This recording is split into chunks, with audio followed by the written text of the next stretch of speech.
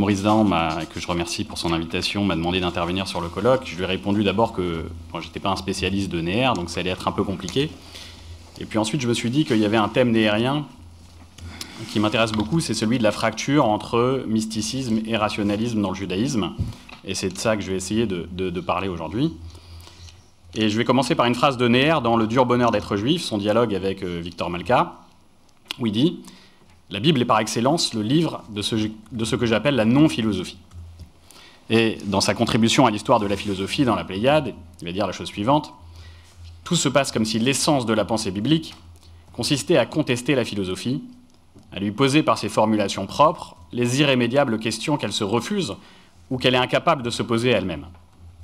La pensée biblique est liée à la philosophie, mais par un processus qui est dialectique, elle est l'antithèse permanente de la philosophie. Elle est non philosophique par excellence. Alors on va essayer d'explorer un petit peu ça. Alors c'est vrai, si on lit le texte de la Torah a priori, on a l'impression que c'est une langue qui est très peu abstraite, très peu conceptuelle. Tout est très concret, même les récompenses sont très concrètes. Le paradis lui-même, le Gan Eden, est situé entre le Tigre et l'Euphrate, situé sur terre, c'est très matériel. Toutes les promesses qui sont faites par Dieu à Abraham et en général toutes les promesses qui sont faites aux patriarches, ce sont que des promesses matérielles. Il ne s'agit jamais de promettre un monde futur spirituel. C'est toujours, alors je vais vous en lire un passage, par exemple dans Genèse 17:7. « Je maintiendrai mon alliance avec toi, et je te multiplierai à l'infini. » Abraham tomba sur sa face, et Dieu lui parla de la sorte. « Moi-même, oui, je traite avec toi, tu seras le père d'une multitude de nations. » Promesse purement matérielle. « Ton nom ne s'annoncera plus désormais Abraham, ton nom sera Abraham, car je te fais le père d'une multitude de nations. Je te ferai fructifier prodigieusement, je ferai de toi des peuples et des rois seront tes descendants. Cette alliance établie entre moi et entre toi et ta postérité dernière, je l'érigerai en alliance perpétuelle, étant pour toi un Dieu comme pour ta postérité après toi. » Donc il promet une postérité au peuple juif. « Et je donnerai à toi et à ta postérité la terre et de tes pérégrinations, toute la terre de Canaan, comme possession indéfinie. » Donc ici, on voit bien que dans la Torah, et c'est ce qui va être très difficile pour Maïmonide, je vais en parler, c'est d'essayer de rationaliser un petit peu tout ça. Et puisque, effectivement, la langue, d'une part, elle est très concrète, mais en plus, le Dieu lui-même est présenté comme un Dieu presque incarné, alors qu'on n'a pas le droit de représenter, effectivement, mais qui a des émotions, qui a des sentiments, qui parle une langue très humaine. Et c'est ça, peut-être, qui résiste déjà, au premier abord à la philosophie, à tel point que quand Maïmonide va écrire son Guide des égarés, toute la première partie, il y a 3 parties dans le Guide des égarés, Guide des perplexes, je veux dire plutôt, puisque égaré, c'est pas exactement la bonne traduction en arabe. Mais toute la première partie est une lexicographie qui va consister à essayer de rationaliser cette manière de concevoir la divinité. Alors, je vais reprendre le texte de Néer dans une traduction, dans Regard sur une tradition, dans un chapitre qui s'appelle Bible et philosophie, où il aborde un petit peu cette question-là. Et il parle là-bas de Yehuda Halevi, et il dit la chose suivante. 5 siècles avant Pascal, il affirme l'insurmontable opposition entre le Dieu des philosophes et le Dieu d'Abraham, d'Isaac et de Jacob. Et vous savez que Pascal, il avait mis dans la doublure de son manteau, on a retrouvé ça après sa mort, il avait mis ce qu'on a appelé le mémorial, un parchemin dans lequel c'était écrit « Dieu d'Abraham, d'Isaac et de Jacob, non des philosophes et des savants ». Et donc ici, Néer, il voit déjà ça chez Yehuda Halevi, 5 siècles avant Pascal. Cette idée qu'il y a une dichotomie, effectivement, entre le Dieu abstrait, le Dieu des savants, le Dieu des philosophes, ce qu'on appelle en philosophie la distinction entre le déisme et le théisme. C'est-à-dire qu'on dit parfois que Einstein croyait en Dieu, et en fait, ce n'est pas le Dieu de la religion. C'est le Dieu en tant que cause première, en tant qu'il y a des lois de la nature qui seraient à l'origine de l'univers. Le Dieu de Spinoza est pareil, c'est les lois de la nature, Deus iue natura, Dieu ou les lois de la nature, une formule d'ailleurs qu'on retrouve quasiment à l'identique, qui est relevée par Shlomo Pines, chez Maïmonide déjà, au XIIe siècle. Donc il y a quelque chose, on va voir qu'il y a quelque chose d'extrêmement naturaliste chez Maïmonide, et on va essayer d'explorer justement cette tension entre philosophie et révélation, entre raison et révélation, comme on disait chez les philosophes médiévaux. Alors, on est loin de la philosophie quand on ouvre une page du Tanakh. donc de la Torah, des prophètes ou des hagiographes. Les livres même les plus philosophiques sont en général plutôt des aphorismes, l'Ecclésiaste, les paraboles, on peut traduire par Michelet, les paraboles ou les proverbes. On n'est pas encore dans la philosophie. Il n'y a pas de raisonnement. Il n'y a aucune page du Tanakh, à mon sens, où on va trouver du raisonnement spéculatif sur des concepts. On retrouve des histoires, on retrouve des lois, on retrouve des aphorismes, mais à aucun moment il y a de raisonnement. Pour arriver sur du raisonnement, il faut avancer un petit peu plus loin dans le temps et arriver au Talmud. Dans le Talmud, il y a du raisonnement. Dans la Mishnah, il n'y en a pas encore vraiment, mais dans le Talmud, il y a du raisonnement, donc on est à partir du 2e, 3e siècle, après l'ère chrétienne. Et c'est là qu'il commence à y avoir vraiment du raisonnement, mais absence totale de la philosophie dans le Talmud. C'est-à-dire que les noms des philosophes ne sont même pas cités. Il y a un nom qui est cité de temps en temps, c'est Épicure, Apikoros, qui va devenir un nom générique pour parler de l'hérétique, mais qui n'a rien à voir avec Épicure. Absolument rien à voir. Ça n'a aucun rapport avec la doctrine qui est prônée par Épicure. Donc il n'y a aucun dialogue même avec la philosophie dans le Talmud. Parfois il est question de chorma yévanite, de sagesse grecque, et on peut démontrer ça, je n'ai pas le temps de le faire maintenant, mais que ça ne parle jamais de philosophie en réalité, ça parle plutôt de la rhétorique ou des choses comme ça. Donc à aucun moment la philosophie n'est visée. Et le texte du Talmud lui-même, s'il y a du raisonnement, c'est vrai, il y a du raisonnement en permanence dans le Talmud, et c'est en ce sens, je pense, la grande différence qu'il y a entre une yeshiva et un monastère, c'est qu'une yeshiva, on parle assez peu de Dieu finalement, dans une yeshiva en tout cas, litvak, classique, on y parle très très peu de Dieu, il y a des prières évidemment, il y a des cours de morale, de moussard, mais finalement on n'y parle quasiment pas de Dieu. Vous pouvez faire du Talmud, Nashim, Nezikin, Baba Kama, tout le corpus, enfin ce qui est étudié dans les yeshivot traditionnels, c'est-à-dire toutes les lois juridiques sur les femmes et sur les dégâts, ça ne parle pas de Dieu, c'est du raisonnement. Donc il y a quelque chose peut-être qui ressemble un petit peu ici à la philosophie, au sens où on est dans le raisonnement, mais c'est un raisonnement qui est juridique. On n'est pas dans de la spéculation philosophique sur la notion de vérité, sur la notion de justice. On ne va pas retrouver ça dans le Talmud. On peut faire de la philosophie, éventuellement, faire ce qu'on pourrait appeler de la méta-halacha ou des choses comme ça. On peut faire de la philosophie sur le Talmud, mais on peut faire de la philosophie sur tout. On peut faire de la philosophie sur le cinéma, mais le cinéma n'est pas forcément le cinéma n'est pas de la philosophie. On peut faire de la philosophie sur la peinture. La peinture n'est pas pour autant de la philosophie. Mais on peut faire de la philosophie sur le Talmud. Mais le Talmud n'est pas philosophique.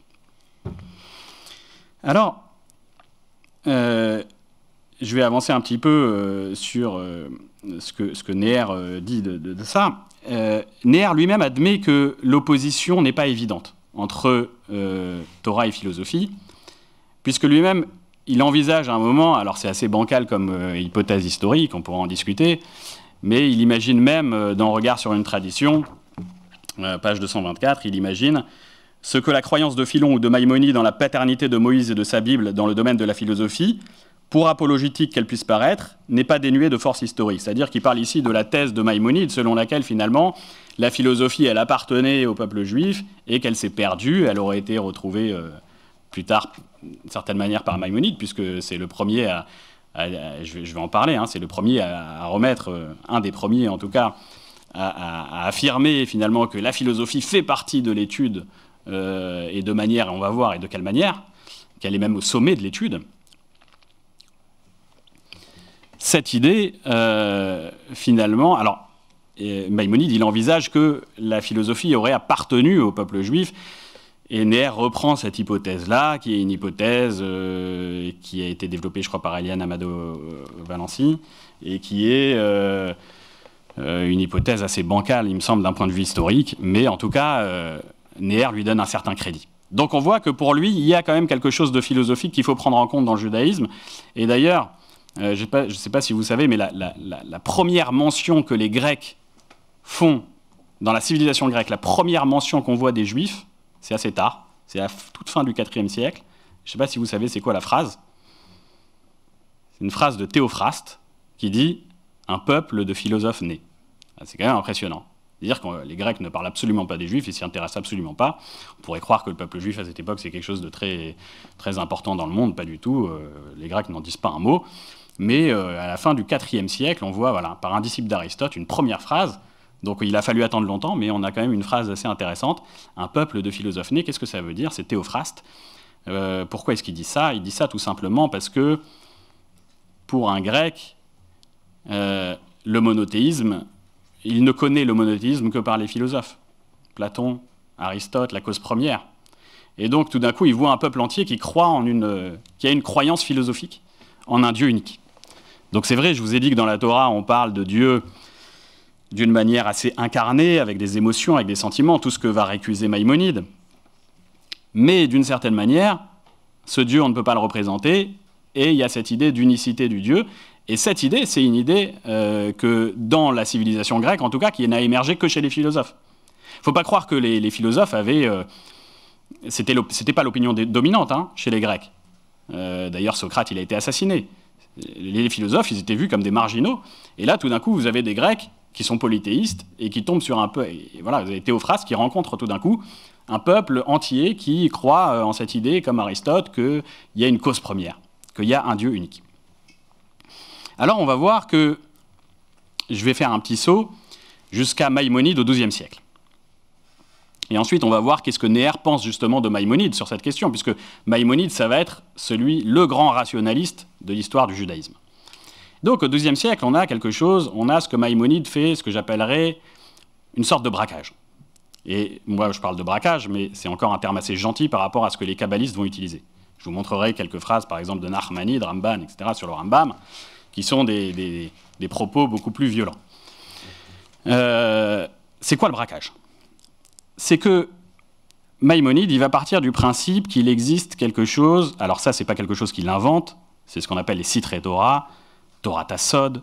Vous savez que dans la tradition juive, il y a cette idée qui vient de loin, finalement, qui vient du Talmud lui-même, qu'il y a une Torah dévoilée, niglée, et une Torah cachée, nistar. Il y a le niglé et le nistar. Maintenant, tout le problème, c'est que c'est une tradition cachée qui consiste à dire qu'il y a une Torah secrète. Maintenant, cette Torah secrète, on n'a pas le droit de l'enseigner. Donc, qu'est-ce qu'il y a dans cette Torah secrète? Et cette Torah secrète est au-dessus de la Torah elle-même. C'est incroyable. Au-dessus de la révélation, au-dessus du Talmud, a fortiori au-dessus du Talmud. Et le problème, enfin l'avantage en tout cas, qu'il y a à parler d'une tradition cachée, c'est qu'on peut dire ce qu'on veut sur cette tradition, puisque personne ne sait ce qu'elle est et ce qu'elle renferme.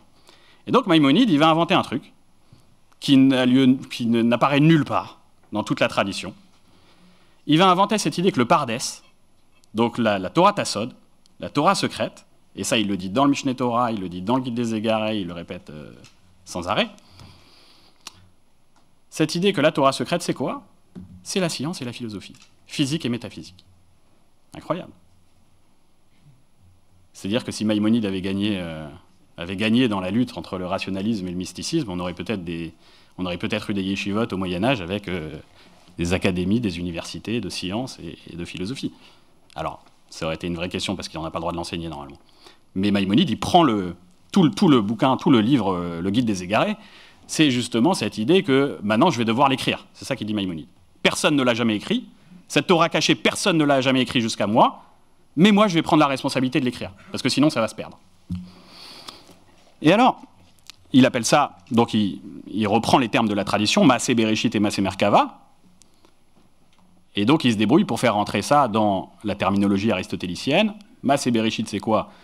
Littéralement, c'est l'œuvre de la Genèse, la création du monde. Et il va dire, c'est la physique.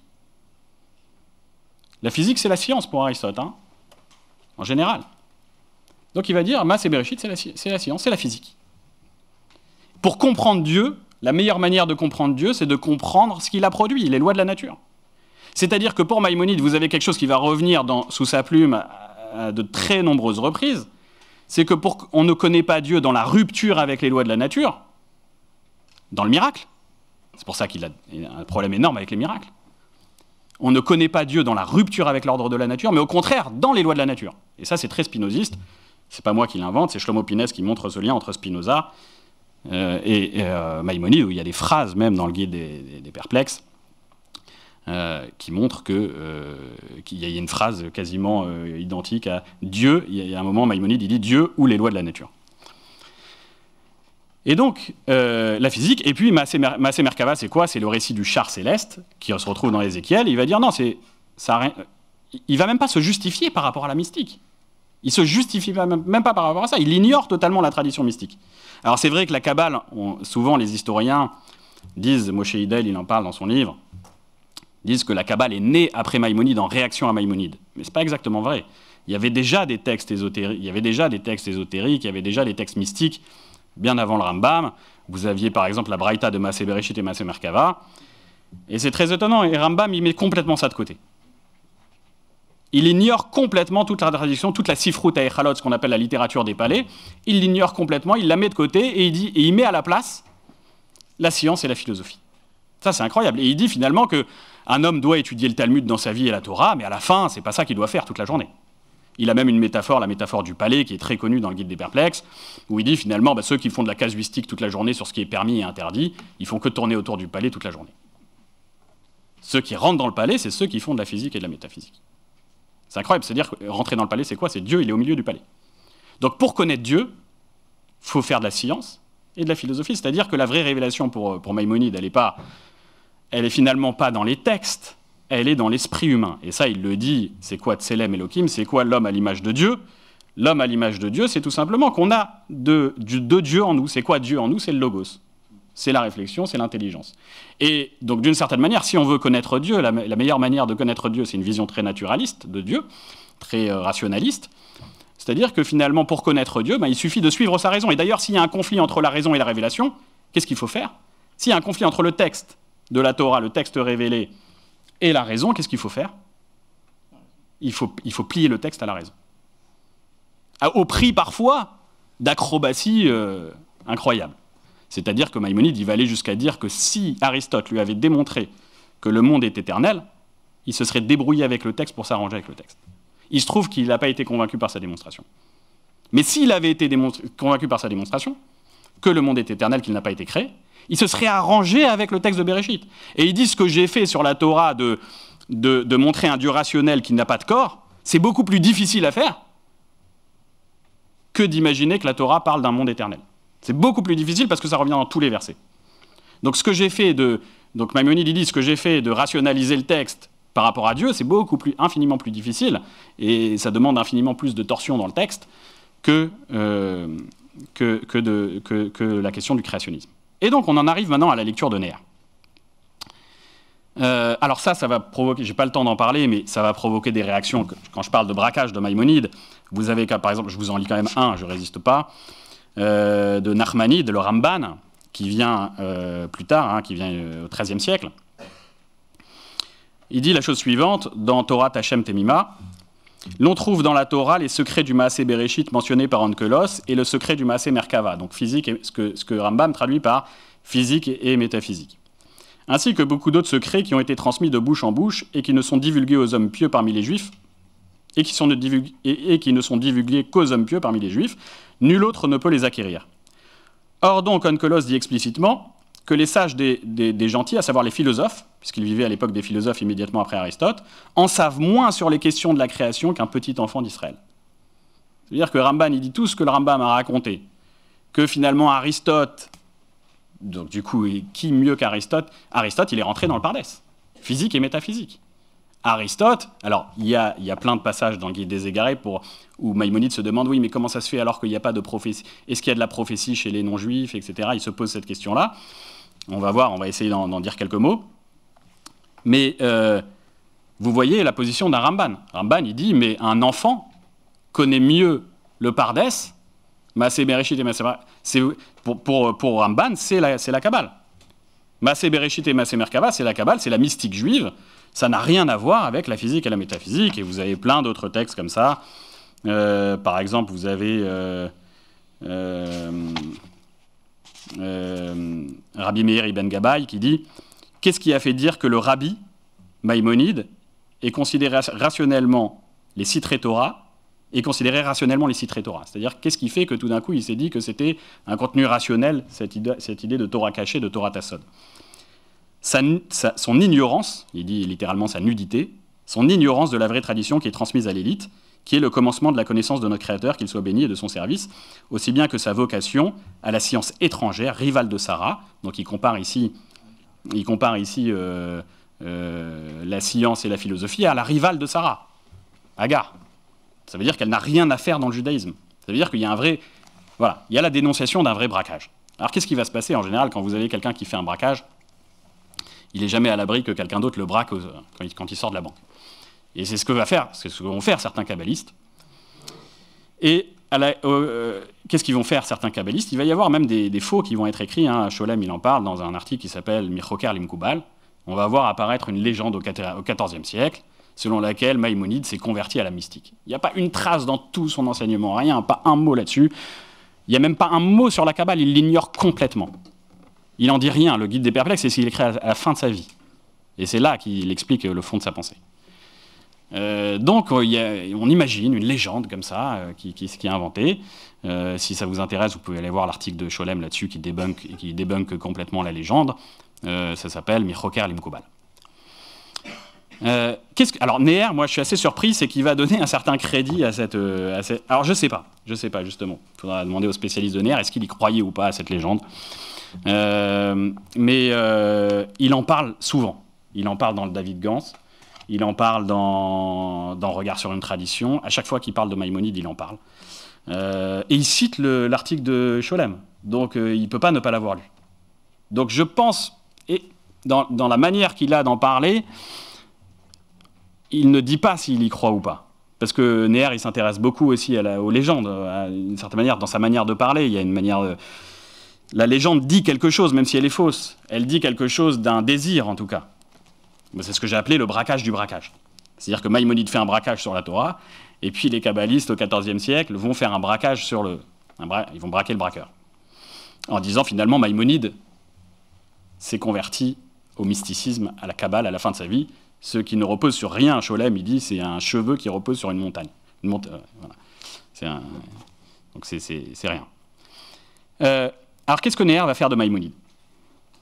Je vais citer donc dans Regard sur une tradition, il va dire la chose suivante: le grand acte courageux de Maïmonide, c'est de faire route commune avec la philosophie durant assez longtemps, puis de s'arrêter et de dire à Aristote, jusqu'ici mais pas plus loin. Et donc c'est cette rupture avec Aristote qui constitue le sommet de la pensée de Maïmonide et non pas le compagnonnage provisoire. Donc Neher qui inverse complètement le courage ici, puisque dans notre représentation du courage de Maïmonide, si Maïmonide s'en est pris, si ses livres ont été brûlés, s'il s'est pris des critiques, par exemple, du rabbin de Bagdad, Shmuel Ben Ali, qui disait oui, Maïmonide ne croit pas en la résurrection des morts, ce qui a obligé Maïmonide à écrire une lettre dans laquelle il dit si, j'y crois. Et en même temps, moi, j'ai étudié cette lettre avec les étudiants cette année, hein, vous savez, cette lettre est très complexe, et on a vraiment l'impression qu'il n'y croit pas à plusieurs reprises. Il y a des contradictions dans le Mishneh Torah. Il dit explicitement dans le Mishneh Torah, très explicitement, qu'il n'aura aucun miracle à la fin des temps, à la fin de Ilchot Melachim. Il n'y aura aucun miracle. La seule chose que le Messie va apporter, c'est la fin de la domination des nations sur le peuple juif. Donc il y a des contradictions chez Maïmonide qui sont souvent... alors, lui-même, Maïmonide, dans son introduction, il dit « je vais me contredire ». Il dit il y a 7 formes de contradiction dans un écrit, et la 7e contradiction qui donne, sur laquelle il y a eu énormément de livres qui ont été écrits, énormément de littérature, notamment le bouquin de Léo Strauss, l'art d'écrire, la persécution et l'art d'écrire. Et Maïmonide, il dit clairement qu'il ne veut pas être compris par le vulgaire. Il ne veut pas être compris par le vulgaire, et on sait très bien pourquoi, parce qu'il se prend des critiques de partout, des gens comme Shmuel Ben Ali qui lui disent « tu ne crois pas en la résurrection des morts », c'est dangereux. C'est-à-dire on est dans une époque où la religion est quand même extrêmement prégnante, on ne peut pas être un libre penseur. Sauf que Maïmonide, il trouve des stratégies d'écriture, et il le dit lui-même qu'il va utiliser des stratégies d'écriture. C'est pas quelque chose c'est pas une grille de lecture. C'est pas quelque chose que j'impose au texte. C'est Maïmonide lui-même qui, dans son introduction, à la fin de l'introduction, il montre toutes les contradictions qu'il peut y avoir dans un livre, et il dit la 7e catégorie de contradiction, c'est quoi? C'est quand un auteur ne veut pas se faire comprendre de son public, du vulgaire. Et il dit, moi j'ai utilisé cette 7e contradiction. Il dit en plus, il va jusqu'au bout. Il dit, moi j'ai utilisé cette 7e contradiction, et comme par hasard, à chaque fois qu'on retrouve des contradictions chez Maïmonide dans le guide ou entre le guide et le Mishneh Torah, c'est toujours sur des choses extrêmement subversives. Toujours. Il y a un bouquin entier qui a été écrit récemment par Israël Netanel Rubin qui s'appelle Kfirotav chez la Rambam, mais c'est pas lui qui développe cette idée. Hein. On retrouve ça déjà chez les commentateurs médiévaux. Ibn Kaspi, Narboni, Ephodi, son traducteur lui-même, Shmuel Ibn Tibbon, qui est validé par Maïmonide, qui fait partie de ce qu'on appelle les lectures radicalistes.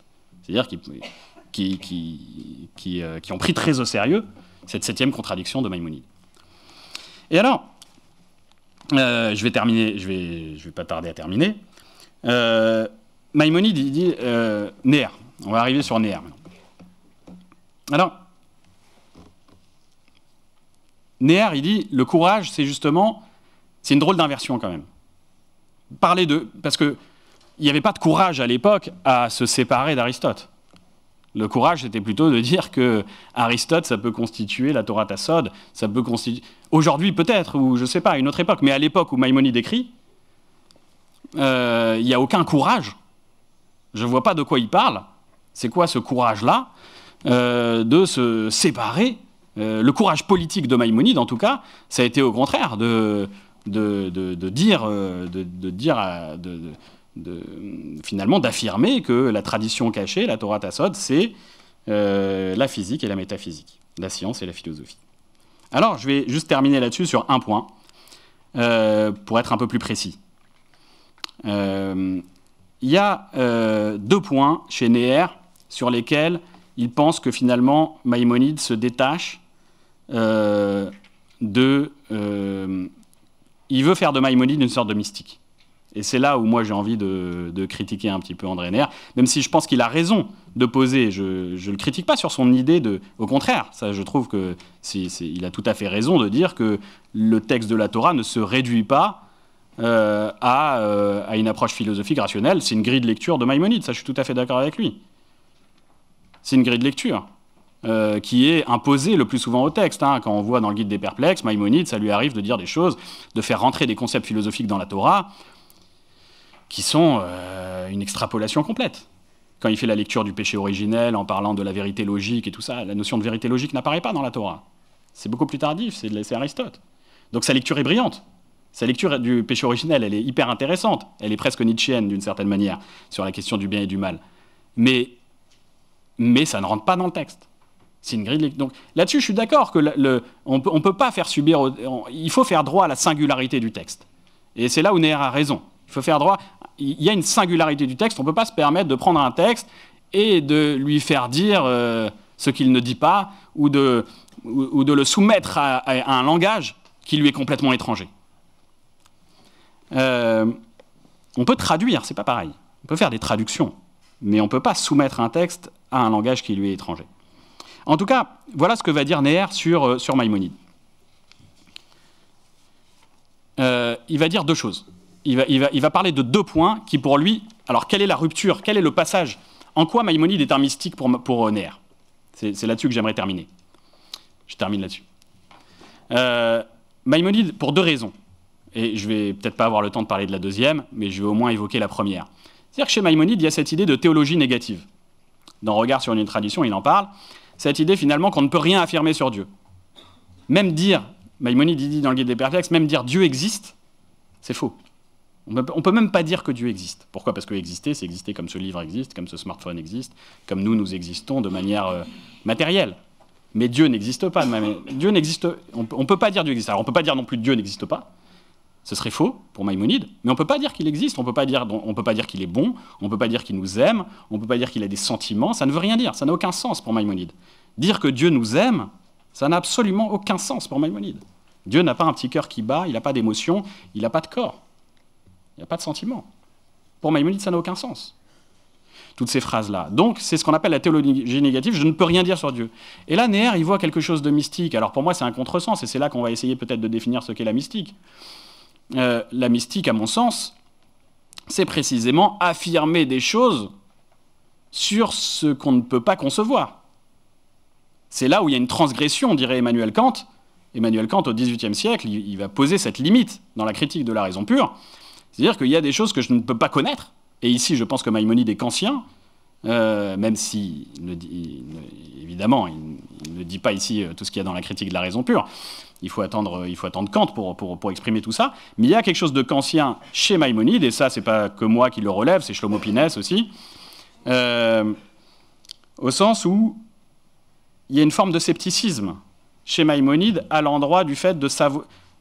Quelqu'un qui pourrait affirmer un savoir sur Dieu, et à plusieurs reprises, on voit ça chez Maïmonide dans le Guide des Perplexes, à plusieurs reprises, on voit qu'il y a une certaine forme de scepticisme au final sur les grandes questions métaphysiques qu'on ne peut pas trancher, finalement, pour Maïmonide. Certaines grandes questions, je n'ai pas le temps de rentrer dans les textes, mais je pourrais vous le montrer. Et donc, c'est pour ça que Shlomo Pinès, pour lui, la thèse cachée de Guy des Égarés, c'est une thèse sceptique profondément. Mais donc, d'une certaine manière, qu'est-ce que va dire Neher? Neher, il va dire la théologie négative, ça démontre que finalement, Maïmonide est mystique. Mais c'est exactement le contraire. La mystique, c'est quand vous affirmez des choses sur Dieu que vous ne pouvez pas démontrer rationnellement. Par exemple, ce que fait la Kabbale. C'est-à-dire, on va parler des sphirotes, on va parler de la Hatzilut, de l'émanation de Dieu, etc., de choses qu'on ne peut pas démontrer, qui sont une Kabbalah. Par définition, Kabbalah, c'est recevoir. C'est pas démontrer, c'est pas de la démonstration rationnelle. Donc, quand Maïmonide s'interdit de qualifier Dieu, il n'est absolument pas mystique. Au contraire, il est kantien. Il est kantien, c'est-à-dire qu'il prend en compte ici, finalement, le fait qu'on ne peut pas aller on ne peut pas transgresser certaines limites de la raison. Voilà. Et donc, il y a tout un deuxième point, mais je crois que je n'ai pas le temps de le faire, sur la question de la prophétie. Voilà, peut-être je le dis en une phrase, mais sur la question de la prophétie aussi, pareil, Neher va essayer de repérer quelque chose de mystique chez Maïmonide. Maïmonide, il dit quelque chose d'extraordinaire dans le Guide des Égarés, 2.21, si je me rappelle bien, ou 23, je ne sais plus, 2.23. Il dit la chose suivante, il dit il y a 3 conceptions de la prophétie. Première conception, c'est la conception des païens, qui est celle de la plupart des juifs. Parce qu'ils considèrent que la plupart des juifs sont dans une conception idolâtre. Donc ils sont dans une conception idolâtre de Dieu, ils sont dans une conception idolâtre de la prophétie, selon laquelle finalement Dieu vient parler à quelqu'un, qu'il soit petit ou grand, quel qu'il soit, que ce soit ça peut être quel que soit son âge, quelle que soit sa morale, quel que soit son savoir. Deuxième conception, la conception des philosophes. C'est quoi un prophète? Conception complètement naturaliste de la prophétie. C'est quoi un prophète? C'est quelqu'un qui a un certain niveau de morale et de savoir. Pourquoi il faut de la morale? Parce que si vous êtes complètement soumis à vos pulsions, vous ne pouvez pas être dans le savoir. Donc il faut de la morale. Il faut de la morale, mais la morale est un préalable au savoir. La morale n'est pas un but en soi pour Maïmonide, elle est un préalable pour pouvoir acquérir le savoir. Un prophète, c'est quoi pour Maïmonide? C'est quelqu'un qui détient le savoir, qui est rentré dans le pardès. C'est quoi le pardès? C'est la physique et la métaphysique, la science et la philo. C'est ça un prophète pour lui. C'est exact. Et ce qui est fou, c'est que dans le Mishneh Torah, il y a une contradiction encore une fois. Alors, troisième version, maintenant, on arrive à la troisième, peut-être, on arrive à la troisième, la vision que Maïmonide pense être celle de la Torah, de la prophétie, il dit, c'est exactement celle des philosophes, de manière absolue, c'est exactement celle des philosophes, sauf qu'il y a une petite différence. C'est quoi la différence? C'est que Dieu peut se refuser, ça veut dire qu'on a beau avoir quelqu'un qui est un philosophe, qui a tous les degrés de perfection morale, Dieu peut se refuser. Et donc là, Neher, il voit quelque chose de mystique ici. Il dit, ah bah tiens, là, c'est là où Aristote s'arrête. C'est que finalement, il faut quand même quelque chose d'un peu religieux. Il faut quelque chose de religieux, c'est quoi? C'est que Dieu... Et il se trouve que beaucoup de commentateurs de l'époque, par exemple, il y a un texte de Ibn Kaspi où Ibn Kaspi dit comment ça se fait que ça, il ne le dit pas dans le Mishneh Torah.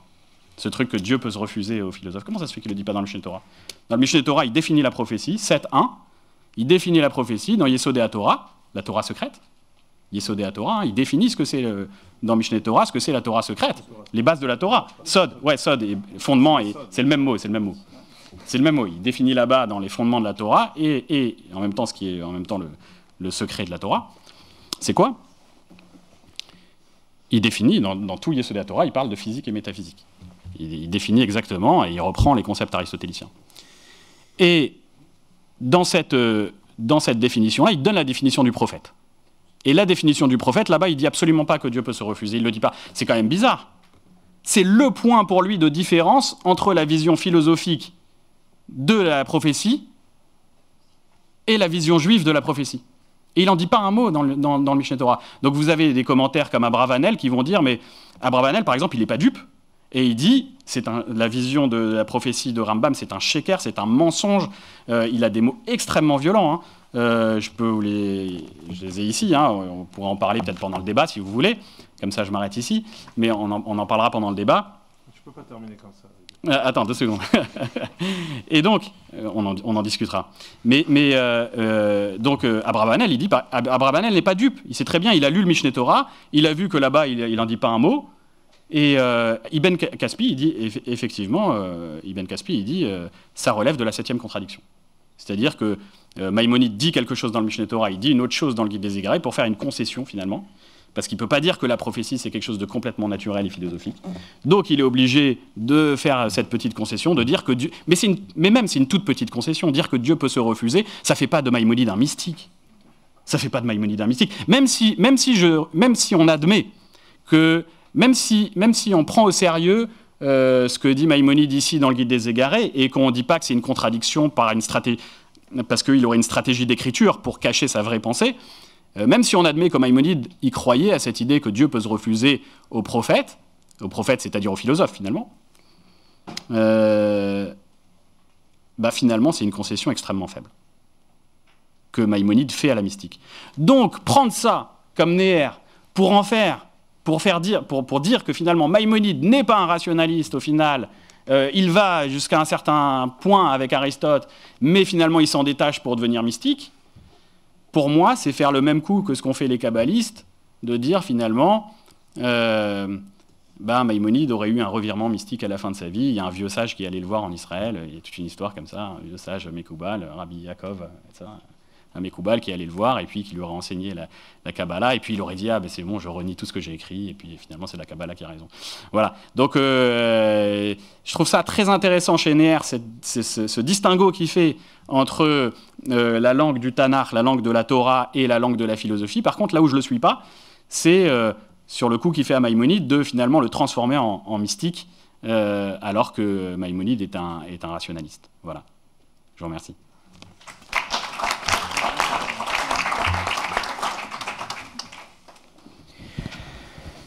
Merci Lev. Moi aussi je vais te suivre un petit moment et après je vais peut-être bifurquer. Monsieur Payon, j'étais rassuré ce matin puisque vous nous avez parlé de mystique et j'étais bien à l'aise puisque j'avais une idée et cet après-midi, je suis perplexe. Mais Maïmonide dit que la perplexité, c'est un problème. Au contraire, il se dit lui-même perplexe. Mais je ne la pose pas comme problème, je la pose comme problématique. Il dit même d'Aristote, qui considérait comme le plus grand, qu'il était perplexe. Quant à l'interrogation philosophique, et ça je ne m'oserai pas, puisqu'il y a 3 philosophes ici, Norbert, Hélène et M. Payon, donc je me garderai. Quand j'ai fait quelques petites études de philosophie, on nous parlait des agraphages chez Platon, la leçon sur le bien. Est-ce que ça relève de la rationalité pure ou est-ce qu'il y a quelque chose d'autre? Monsieur Payon, un de mes maîtres en matière de philosophie ancienne, Norbert, tu pourras nous dire quelque chose sur la leçon sur le bien. Autre chose, sur la philosophie dans le judaïsme, il me semble, de mes études ou de mes échanges avec Béni Lévy, Philon d'Alexandrie y est pour quelque chose. Ensuite, Abraham ibn Daoud, 1110-1180, on est bien avant 1138-1204 de Maïmonide avec son fameux braquage. Saadia Gaon, Avicebron ibn Gebirol avec le Fons Vitae. Donc, de quoi parle-t-on quand on parle de braquage? Personne n'est allé aussi loin que Maïmonide. Hein. Personne n'est allé jusqu'à dire qu'il y a une tradition secrète qui serait la science et la philosophie. Personne n'a dit ça avant lui. En tout cas, braquage... je reprends ici, je parle sous l'autorité de Moshe Hillel. Oui, d'accord. Ensuite, sur la fameuse tradition que Maïmonide se serait converti à la Kabbale, c'est Abravanel, dans le 3e chapitre alors, c'est pas Abravanel qui l'invente, mais, oui, mais il la reprend. Visiblement, il serait tombé sur des lettres qui sont des films, qui sont des faux, et il serait tombé là-dessus, peut-être de bonne foi. Oui, tout à fait, bien sûr. Sauf que, justement, par rapport à Abravanel, c'est intéressant ce que tu dis, parce que Abravanel, d'un côté, il prend acte de la rupture avec Maïmonide. Il écrit tout un commentaire sur le Guide des Perplexes. Bien sûr, bien sûr. Et dans ce commentaire-là, il dit des choses où alors il a une vénération incroyable pour Maïmonide, et malgré cette vénération, il le traite de menteur, qui se trompe et qui trompe tout le monde. C'est très intéressant. Il y a un verset où il le compare. C'est un verset qui parle du Mashiach. Et il dit, alors que nous étions sous son ombre, je ne me rappelle plus exactement de la phrase exacte, et là-bas c'est dans Echa, ça parle du Mashiach. Donc il compare le Messie, il compare Maïmonide à ce Messie qui nous a sauvés. Et en même temps, il dit, mais il nous a trompés complètement. Sa conception de la prophétie, elle est complètement naturaliste. Il dit, Teva, voilà, c'est complètement naturaliste. Je pouvais te citer les passages, je les ai ici dans ce livre. Et il prend acte de ça. Et c'est ce que je trouve dommage, c'est que finalement, il donne du crédit à une... Là, il est honnête. Il dit, voilà, il y a une rupture. À quel moment il est honnête? Il est honnête quand il dit ça. C'est-à-dire, il dit, Maïmonide, on peut être d'accord avec Maïmonide ou avec Abravanel sur la vision de la prophétie, on peut être mystique ou rationaliste, mais il est honnête sur le fait qu'il y a une rupture. Dire ensuite que Maïmonide aurait eu un revirement mystique, ça c'est pas honnête. Mais après, je remets pas en question l'honnêteté d'Abravanel. C'est lui faire un sale coup, finalement. C'est ne pas le prendre au sérieux. Mais voilà. Oui, c'est peut-être moi qui suis encore un peu attardé dans une vision traditionnaliste des textes, et peut-être même, je n'ai pas honte de le dire, piétiste, je n'ai pas honte, ou peut-être fidèle, mais de là à parler de Maïmonide comme un braqueur... Non, mais c'est pas moi, ça c'est les kabbalistes. C'est pas moi, c'est les kabbalistes. C'est pas moi, j'ai même pas cité les textes les plus violents, hein. Il y en a des beaucoup plus violents. Oui, et il y a Abravanel lui-même. Il y a Abravanel lui-même, le Gaon, mais bien avant. C'est-à-dire que j'ai pas cité les textes les plus violents à l'égard de... alors, ils ont eu deux solutions. Soit ils s'opposaient à Maïmonide, mais comme Maïmonide, c'est le maître absolu, donc c'est quand même difficile, parce que le Mishneh Torah est resté quand même comme l'œuvre monumentale admise par tout le monde, Ashkenaz, Sepharad, Lubavitch, Chassid, Litvak, ce que vous voulez. Donc c'était compliqué.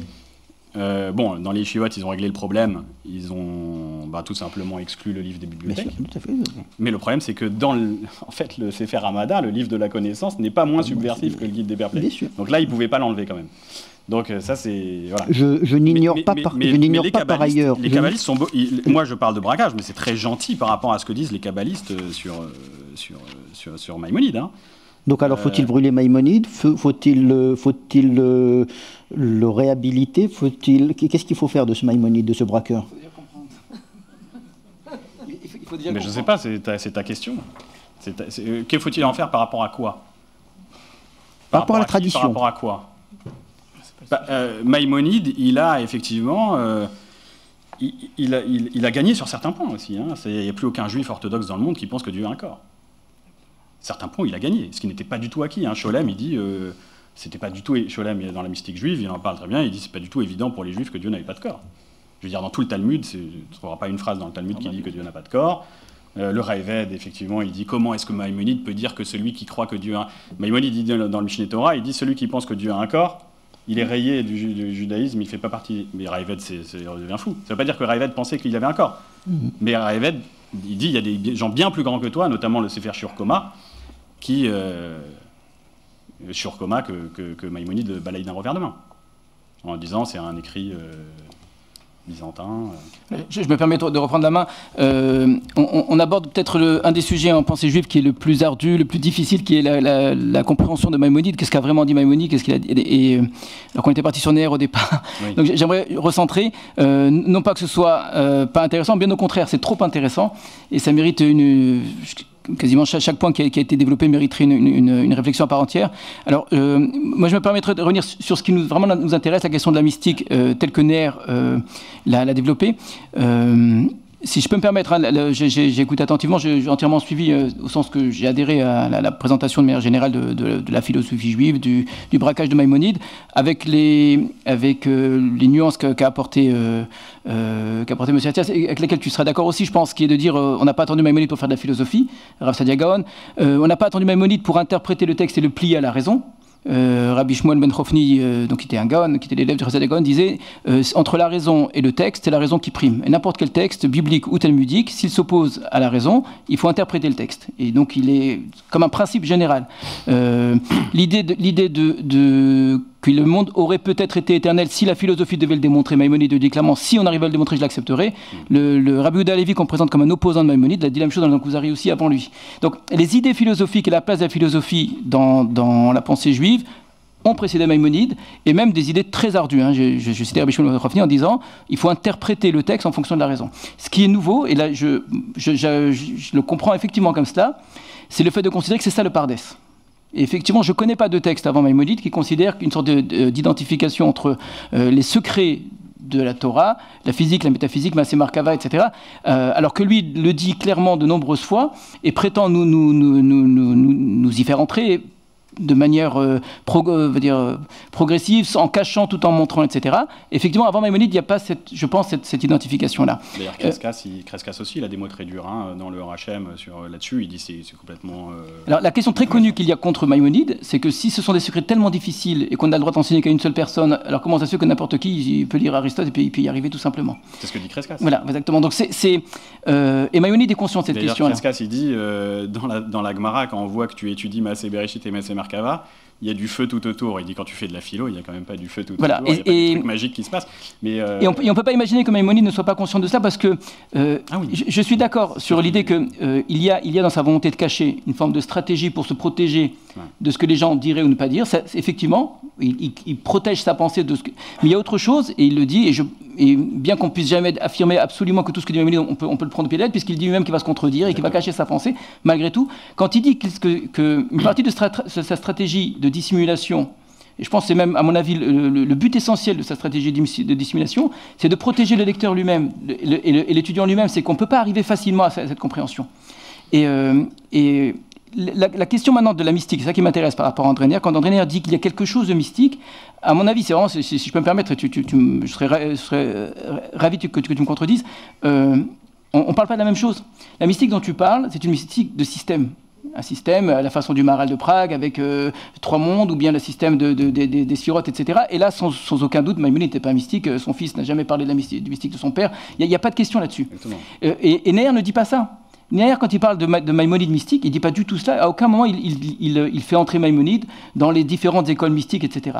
Ce qu'il y aurait de mystique chez Maïmonide, et à la différence peut-être de Kant, justement, et de Spinoza, donc Maïmonide ni kantien ni spinoziste, c'est l'inverse, spinoziste et maïmonidien. Et là, il y a quelque chose de très maïmonidien dans la démarche de Spinoza. Il va plus loin que son maître, d'une certaine façon. Il choisit de prendre le midi, mais là où mon maître s'est arrêté, je vais aller plus loin. Donc, on sent quelqu'un formé à l'école de Maïmonide. Les mots de Kant, la critique de la raison pure, on les retrouve quasiment mot pour mot dans le Moreh Nevuchim, avec sa fameuse parabole d'un quelqu'un qui n'aurait pas su comment est-ce qu'on est enfanté, et qu'on lui explique comment un enfant va naître. Il dit, mais c'est pas possible une chose pareille. D'accord ? Il dit, la même chose, on nous demande de comprendre ce qu'est le monde avant que le monde ne soit, et avant que le temps n'existe. Il parle du temps créé. C'est d'une modernité incroyable. Et c'est une façon de dire on ne peut pas penser ce qui est l'impensable. Alors, c'est effectivement quelque chose de comme... Mais là où ça devient mystique, à mon avis, dans un autre sens que le système, et c'est la manière dont on a parlé peut-être aujourd'hui, effectivement, avec Vincent Payon, avec l'art, etc. C'est pas, par exemple, sur la notion d'inhibition de la prophétie. Je ne sais pas, honnêtement, là, je suis, comme toi, je ne suivrai pas du tout Neher. Mais il n'y a aucune raison philosophique qui justifierait l'exclusivité de la prophétie de Maïmonide, de Moïse. Il n'y a rien qui justifie cela. En disant tous les prophètes sont prophètes, en fait, comme des grands philosophes, sauf Moïse, il n'y a rien qui peut justifier cela. C'est strictement rien. On ne peut pas l'expliquer.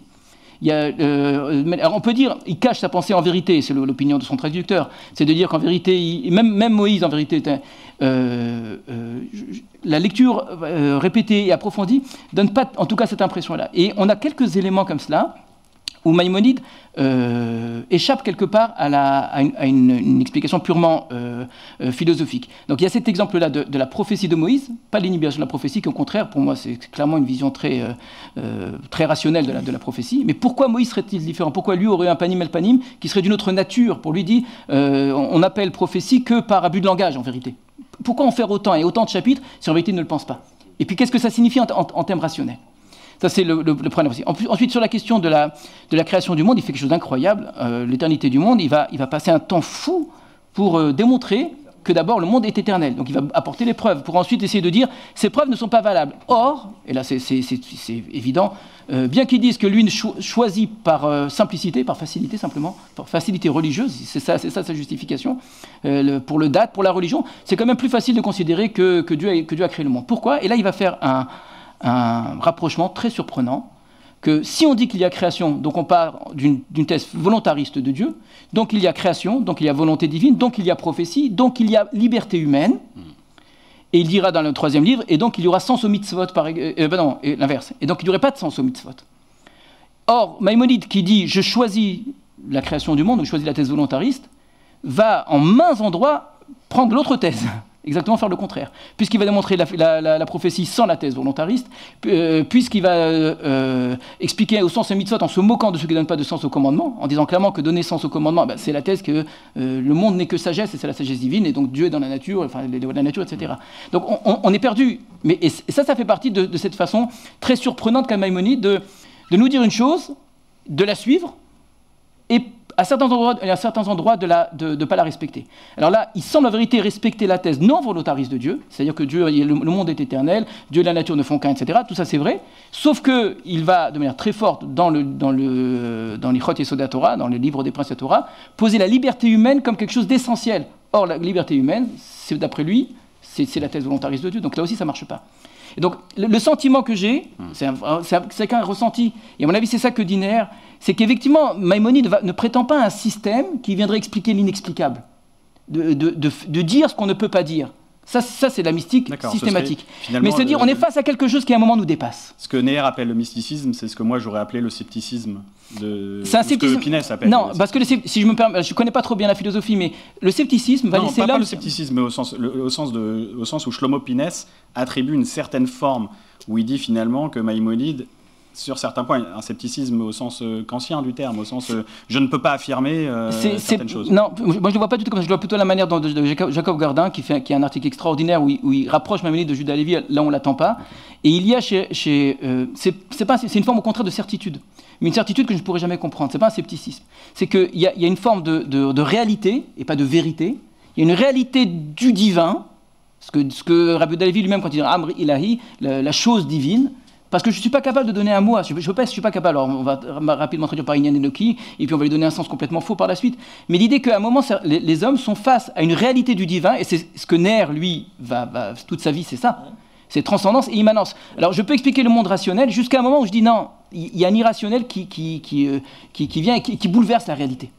Alors Maïmonide ou Neher ou Rabbi Yehuda Halevi ou quelqu'un comme Rosenzweig vont le voir dans l'histoire. Maïmonide, c'est pas dans l'histoire qu'il va voir les choses, mais il y a un moment où je pense, dans sa façon de concevoir la prophétie de Moshe par exemple, la Torah elle-même, ou la liberté humaine, c'est je ne peux pas comprendre, mais je suis face à une certitude que c'est vrai. Et non pas parce qu'on me l'a écrit, ça n'a pas de sens. Pas parce que Aristote ne me le démontrera pas. Mais je suis face à quelque chose qui, le monde tient là-dessus, et je ne peux pas le comprendre, pas parce que je suis incapable de comprendre. Parce que tout simplement, c'est quelque chose qui, même si j'apprenais toute ma vie. Et c'est peut-être ça que Moïse a touché. Je comprends ce que tu veux dire. C'est intéressant comme point de vue sur Maïmonide, sauf que moi, ce qui me dérange chez Neher, c'est que le terme mystique, il renvoie par exemple au Maharal. Oui, et le Maharal d'Antiféret Israël, je voulais en parler, mais il aurait fallu plusieurs heures du coup. Je voulais parler du débat d'Antiféret Israël, où Maharal s'en prend à Rambam de manière très forte, malgré toute la vénération qu'il a pour lui. Et d'ailleurs, je ne sais pas si Neher parle de ce passage, je n'ai pas trouvé. Mais en tout cas, il y a un passage très fort où le Rambam il dit voilà, les raisons des mitzvot sont des raisons rationnelles, naturelles, etc. Par exemple, les lois de la cacheroute sont des lois d'hygiène alimentaire. Le Maharal, il devient fou. Pour lui, il n'y a pas de raison. Ou alors, par exemple, le Rambam remet en cause une Mishnah Mefureshet explicite, où le Rambam dit non, cette Mishnah en fait elle dit n'importe quoi. Ken Sipor, il dit cette Mishnah, il aurait pu s'arranger avec cette Mishnah, au lieu de s'arranger avec, il dit non, cette Mishnah dit n'importe quoi. Tout à fait. Et dans le guide des égarés, il dit que. Il dit pas elle dit n'importe quoi, elle dit c'est une autre opinion. Non, mais oui, mais parce que tu n'as pas lu le chapitre d'avant. Non, il dit c'est une autre opinion. Et cette opinion, est-ce que tu es allé voir celle 20 pages plus avant? Mais non, c'est toujours comme ça chez Maïmonide. Maïmonide, il dit jamais les choses. C'est-à-dire qu'il va. Là, il y a un point très important. C'est-à-dire que Maïmonide, il dit il y a deux opinions. Il y a ceux qui pensent que les mitzvot n'ont pas de sens et ceux qui pensent qu'elles ont un sens. Et ceux qui pensent qu'elles n'ont pas de sens, c'est des simples d'esprit. Oui, ça, il le dit 20 pages plus loin, avant. 20 pages après, il ne va pas le dire comme ça, il ne va pas dire la Mishnah est simple d'esprit. Il arrive 30-40 pages plus loin, je peux te montrer. Ouais, non, je sais. Et là, il ne reparle plus de ce qu'il a dit avant, il dit « Ah oui, et la Mishnah qui dit Al-Kan Sipor Yagir Rachmecha, celui qui dit sur celui qui relâche, qu'il faut relâcher le commandement de relâcher la mer pour prendre les œufs, et il faut relâcher la mer pour prendre les œufs. Pourquoi ? Parce que lui, il dit, Maïmonide, il pense que c'est par pitié pour les animaux, finalement, c'est une loi qui est liée à la souffrance animale. Et il dit, ah, mais la Mishnah qui dit qu'il faut pas penser que c'est lié à la souffrance animale, il dit, ça, c'est une Mishnah qui pense comme le deuxième opinion qu'on a rejetée 30 ou 40 ans avant. Et qu'est-ce qu'il disait avant cette opinion ? Il dit, c'est simple d'esprit. Et donc le Maharal, il voit ça, il dit, comment est-ce que le Rambam peut non seulement être Rolex sur une Mishnah, il est considéré comme... mais en plus, sur un problème de Hashkafa, à dire un truc pareil. C'est-à-dire un problème de vision Hashkafa, c'est-à-dire un problème de philosophique. C'est à la fois un problème de halachique et philosophique. Comment ? Ils sont portés par l'esprit.